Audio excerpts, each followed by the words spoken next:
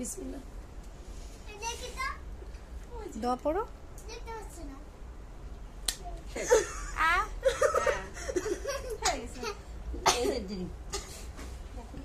এই যে আমটা করি।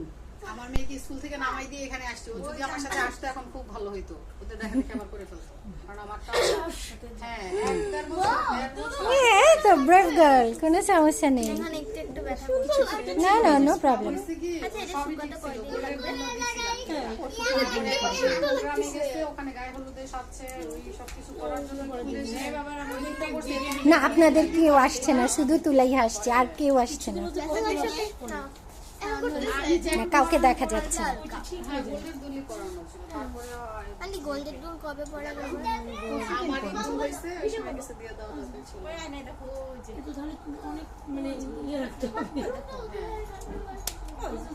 চলো মা, সরো না, এটা লাগলো কেন সরো না, একটু লাগিয়ে বলো। ওইটুকু তো পিঁপড়া কামড় দেওয়ার মতো লাগবে। ইয়ে